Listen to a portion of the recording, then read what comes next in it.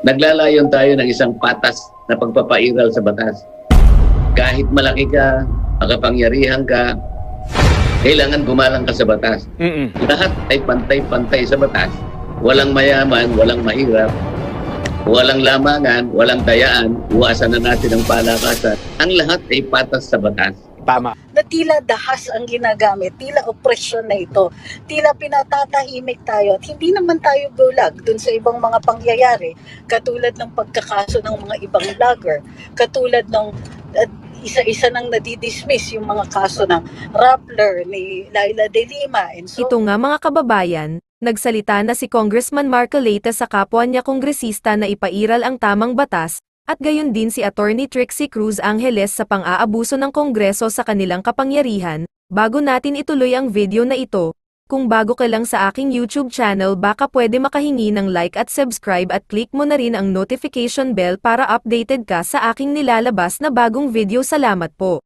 Kasarap pakinggan ang mga kataga ni Congressman Marcoleta. Daman-dama ko yung sinseridad niya sa pagpapaliwanag na ang batas dapat pantay-pantay, na walang mayaman, walang mahirap. Those who are less in life should have more in law. Kaninong statement yan? Kay the late President Magsaysay ata. Ito si Congressman Marcoleta. Ito ang tunay na kagalang-galang, honorable ba, na kongresista. Bagay sa kanya ang isang congressman. Yung karamihan dyan, ewan ko na lang kung kagalang-galang pa ba o kawalang-galang. Imbes na congressman, yung naririnig ko lang ito nababasa, congressman. Okay.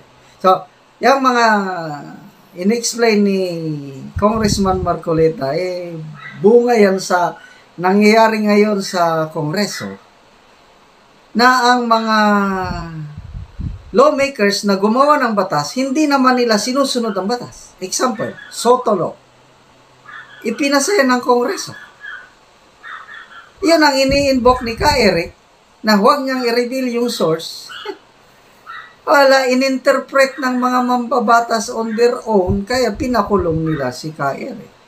Naisama si Doc Bador. Yan, yung mga pinapasaringan ni Congressman Marcoleta. Yung SMNI issue, yung ICC issue, ang dami na ngayon na hindi na karapat-dapat na ginagawa ng Kongreso. Kaya nagsasalita itong si Congressman Marcoleta. Saludo ako sa iyo, Congressman Marcoleta. Sana dumami pa ang kagaya mo sa Kongreso. At sana ikaw ang magiging Secretary of Justice in kaso kung anong mangyari kay Secretary Remulla. Sana lang. Okay. Ituloy po nating pakinggan ang paliwanag ni Congressman Marcoleta tungkol sa pagsunod sa batas. At si Attorney Angeles din, isang respetadong abogada, pasaring din siya sa isang kongresista, si Congressman Migs Nograles, na siyang may panukala sa resolusyon na parusahan ng SMNI, hindi naman niya maipaliwanag kung anong kasalanan ng SMNI. Tapos, yung sinasabi niyang chismis na hindi siya namumulitika, hindi siya tatakbong mayor sa Davao, wala, sinupalpal siya ni Attorney Angeles. So, pakinggan natin itong dalawang abogadong ito.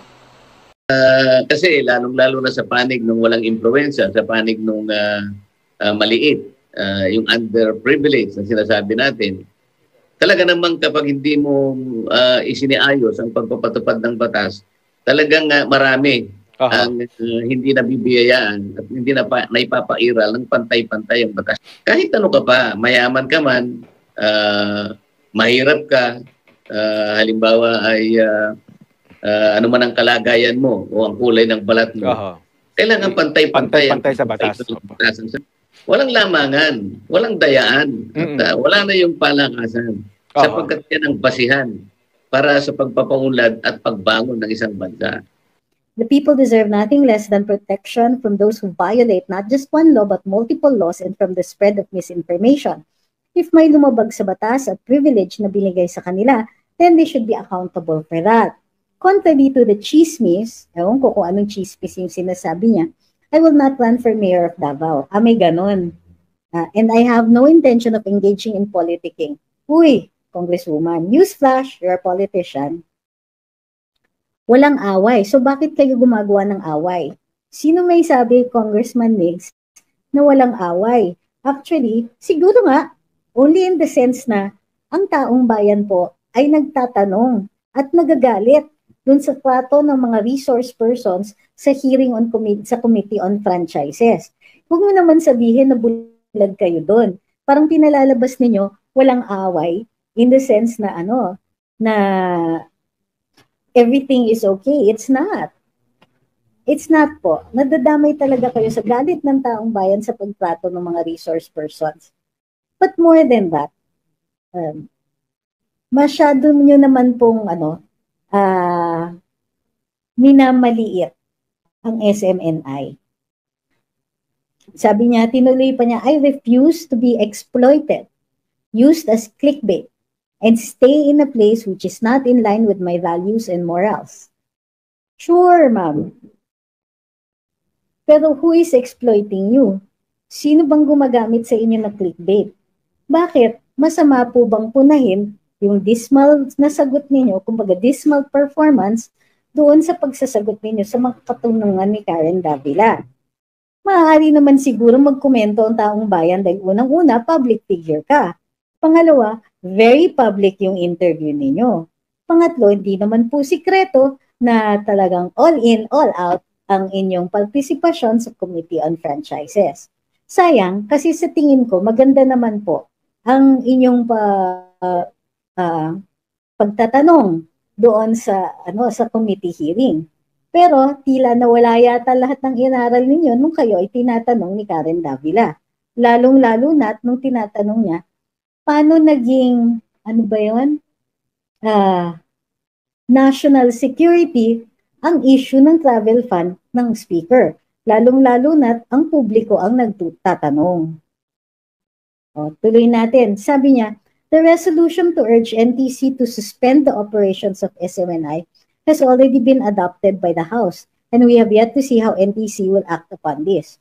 Unang-una, Congresswoman Nograles, alam niyo naman, wala kaming away sa inyo. Pero, alam din po namin na ang resolution ng Kongreso ay isang expression po ng sense ng Kongreso. Ngayon, maaaring i-transmit ninyo yan sa NTC at pwede naman pong walang action talaga ang NTC dahil hindi naman po ito petisyon o reklamo na kailangan ng aksyon.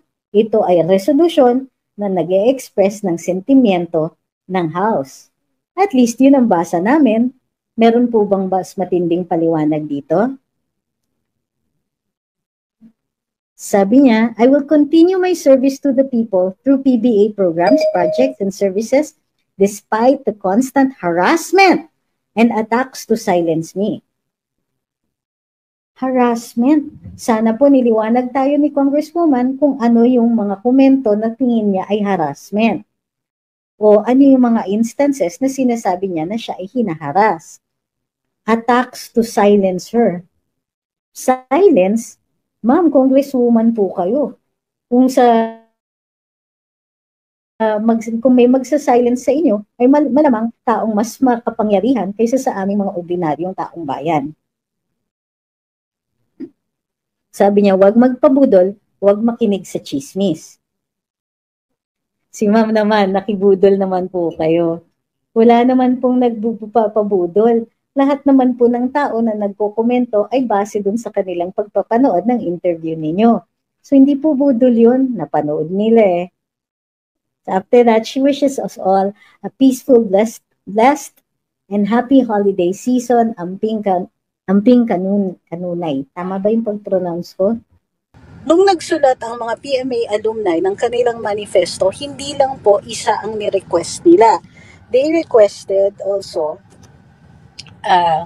yung pagbabalik o pagsoli ng integrity ng Kongreso. Ibig sabihin, kailangan ang pag-handle nila ng hearings, halimbawa in aid of legislation, ay may respeto sa taong bayan, hindi yung ganyan. At saka parang kitang-kita naman masyado yung kanilang pagmamalabis, kumbaga, o yung impression ng pagmamalabis. Bukod pa dito, yun nga, yung reactions nila sa kanilang mga resource persons, ilang taon na nating napapansin yan. Ilang taon na natin silang pinupuna tungkol dito, gayon pa man, tila hindi nila tayo naririnig. Tila hindi nila tayo pinapansin, and they do it simply because they can. They are in power. Ngayon, kapansin-pansin, as we mentioned last night, ang isang kongresista na nagpa-interview pero hindi naman nag-aral. Bukod pa dito, paulit-ulit niyang sinasabing may violations yung isang istasyon na gusto nilang tanggalan ng prangkisa. Pero hindi niya masabi kung ano yung violations na yun at inamin niya na maghihiring pa. So anong ibig sabihin nun? May finding na siya pero wala pa yung hearing. So how do we expect na magiging fair yung hearing? Paano natin i-expect na magiging maayos sila pagdating dito sa sa paglilitis nila doon sa prangkisa ng SMNI? Naglabas ng pahayag ng pahayag ang ating Vice Presidente ng pasasalamat sa lahat ng tao na tumulong para mapakawalan, ma-release si Ka Eric at saka si Doc Lorraine. Now, mahalaga yung sinasabi ng ating Vice Presidente dito. Pasalamat daw sa lahat ng tumulong, sa lahat ng nagsalita laban dito sa sitwasyon na ito. Pasalamat dun sa mga PMAers, pasalamat dun sa mga tumulong sa kaso, and so on. Bakit mahalaga na ginawa ni Vice Inday ito?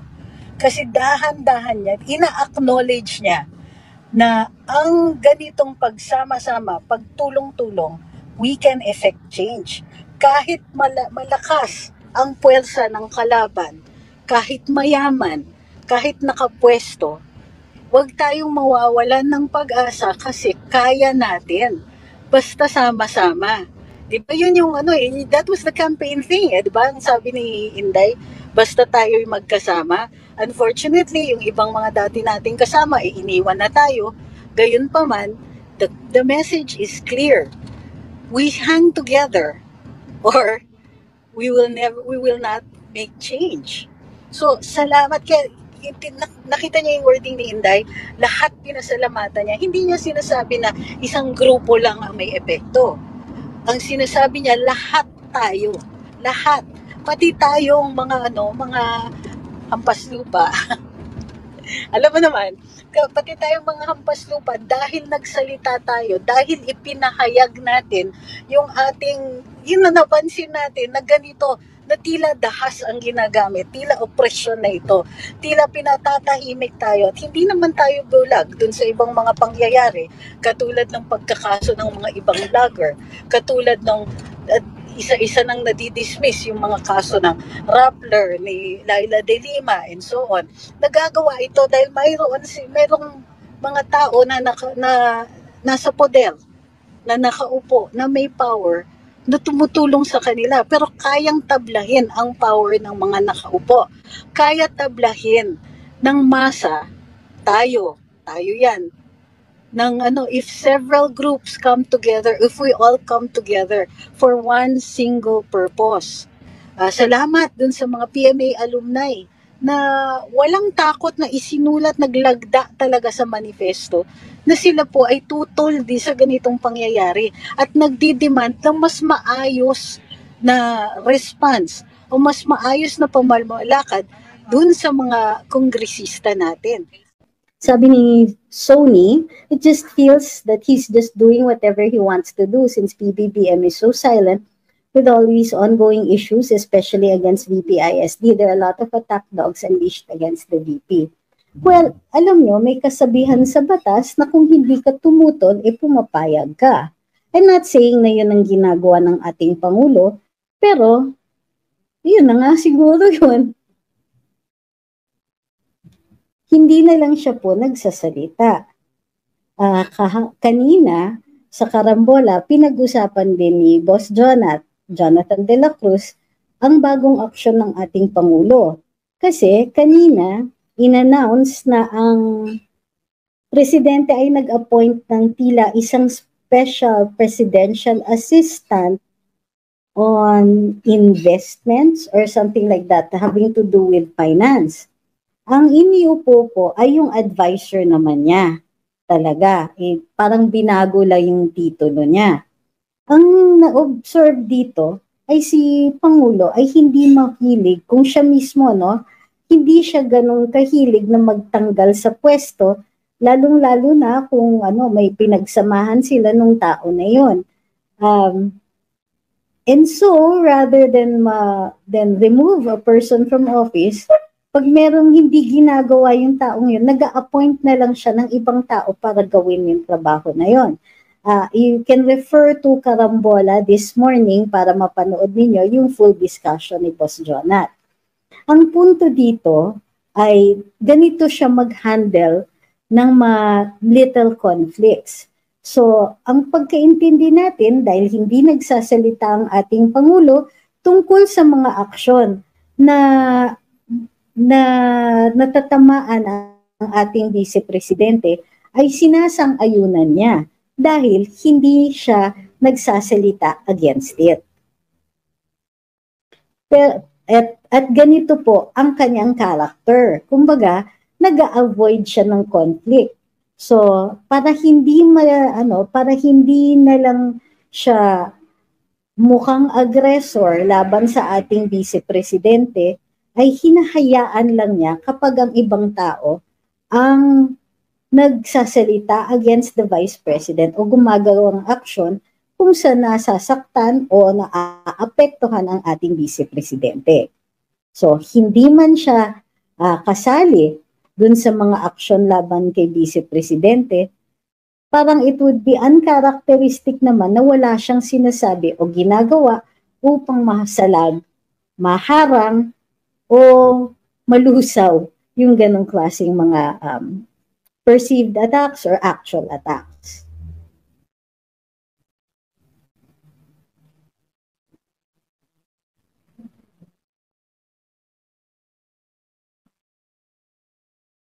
Sabi ni Eric, yes, Junior, PBBM appointed a new official with rank of secretary to steer investments and economic development. That's the official line. Okay. Sabi ni Ma'am Pinay naman sa YouTube, Speaker must have forgotten that respect must be earned. It is not given freely. It is not the person that must be respected at first, but the position that that person holds is what is being respected. Kumbaga, it is the office. Opo.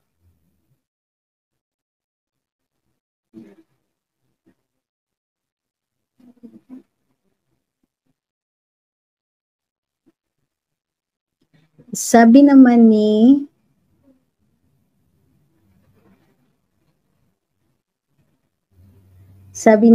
Tem, na nilalagyan ko ng dark background, na nagawa. Bakit po kaya kinuha ni PBBM ang Department of Agriculture, then eventually binitiwan without any significant na nagawa? I assume that's what you're saying.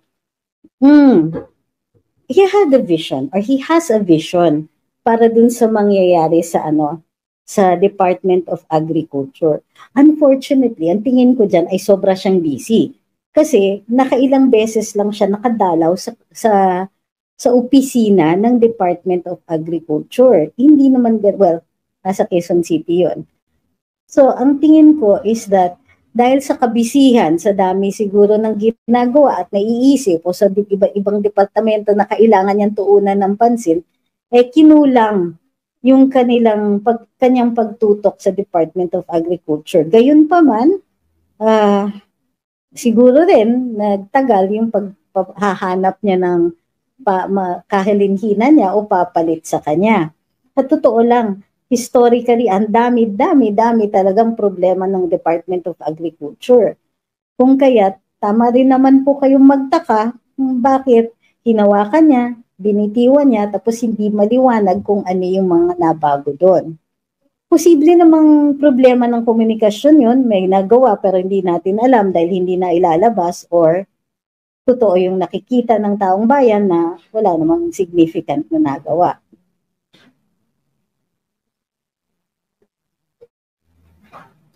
Sabi ni Bart, sana open the books of Congress. Please, pamasko niyo na yan sa bayan. Naku naman si Bart sa YouTube. Para namang may chance yun. Hinihingi natin kasi, originally, talagang hinihingi natin yan, panabla. Teka, kung gusto ninyo ng transparency kay VP Inday, abay kayo din. Pero, itong si Bart, parang ang feeling niya is talagang mapapagbigyan. Please, regalo na sa... I really doubt if they're going to do that. Gayon pa man, kailangan pag-demand pa rin tayo. You know why? So that they feel the pressure. They feel na nakatutok tayo sa kanilang gawain. Kung nagustuhan mo ang ganitong video, huwag kalimutan ang magkomento kung ano ang saloobin mo. Salamat po.